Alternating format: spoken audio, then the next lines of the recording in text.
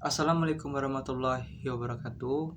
Perkenalkan, nama saya Kiki Ardika dengan NIM 23232032. Kali ini saya akan membuat beberapa analisis di materi 9 kewirausahaan dengan dosen pengampu Bapak Dr. Hanif Al-Khairi. Yang pertama adalah manajemen pengelola usaha. Manajemen pengelola usaha merupakan proses tujuan organisasi melalui tahapan perencanaan, perorganisasian, pengarahan, dan pengendalian SDM, dan sumber daya yang dimiliki oleh usaha bisnis.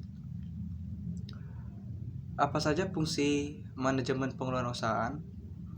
Fungsi manajemen pengelolaan usaha antara lain adalah yang terutama adalah perencanaan atau planning. Perencanaan merupakan fungsi awal manajemen yang dimulai dari penetapan tujuan dan kemudian menetapkan perencanaan untuk mencapai tujuan tersebut. Perencanaan hubungan dengan tujuan yang akan dicapai di masa datang berdasarkan rentang waktu pencapaian tujuan organisasi di dalam kelompok.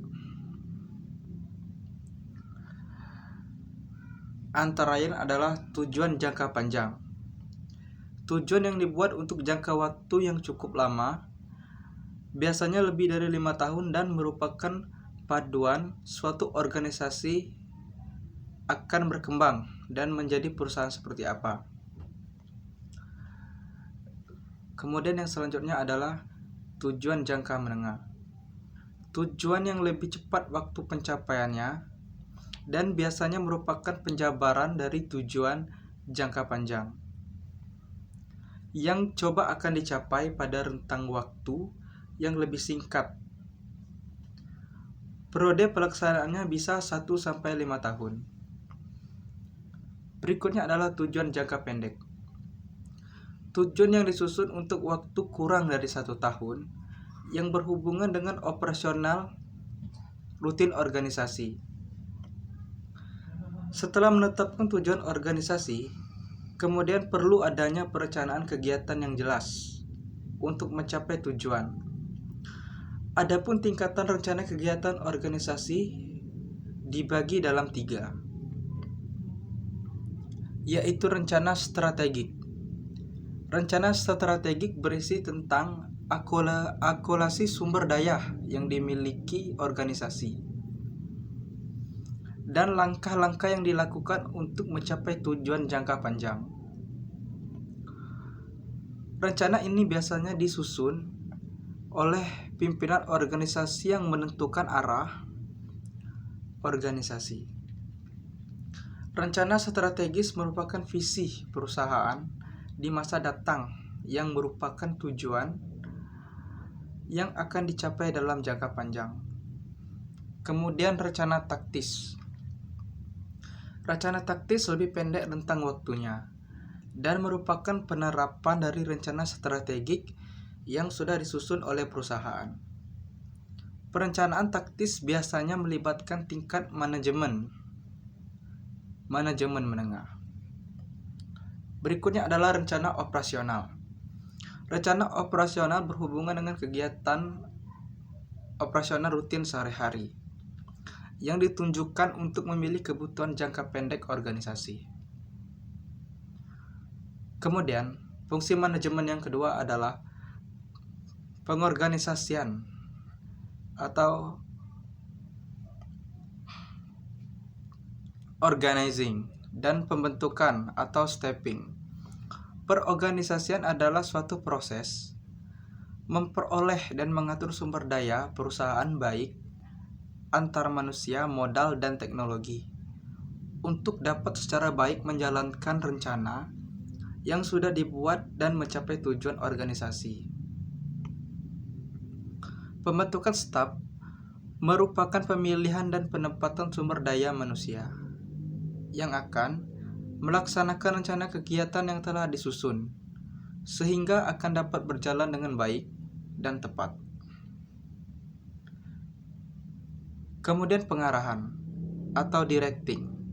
Pengarahan adalah fungsi manajemen yang bertujuan untuk memberikan panduan dan panutan kepada karyawan sehingga kegiatan operasional akan berjalan sesuai dengan apa yang diinginkan oleh organisasi. Pengarahan berkaitan dengan kepemimpinan seseorang terhadap orang lain dan membentuk suasana yang kondusif dan dinamis sehingga karyawan termotivasi untuk bekerja dan mencapai tujuan organisasi. Kemudian pengendalian atau controlling. Pengendalian merupakan bentuk pengawasan dan kontrol dari manajemen terhadap kegiatan operasional. Operasional organisasi apakah sudah sesuai dengan rencana yang ditetapkan dan sesuai dengan arah tujuan organisasi. Pengendalian mencegah adanya kegagalan dengan cara mengamati kinerja organisasi secara keseluruhan dan melakukan evaluasi apabila diperlukan. Kemudian, fungsi berawal dari penetapan standar penelitian, pengukuran kinerja kegiatan, apakah sesuai dengan standar, mengevaluasi hasil kerja, dan terakhir melakukan koreksi ataupun perbaikan bila diperlukan. Pengendalian mencegah adanya kegagalan dengan cara monitor kinerja individual, departemen, divisi, dan kinerja keseluruhan demi kesuksesan organisasi. Dengan kata lain, fungsi ini berusaha mencegah timbulnya masalah, mendefinisikan masalah jika timbul, dan kemudian mencari solusi pemecahan masalah secepat dan seefektif mungkin.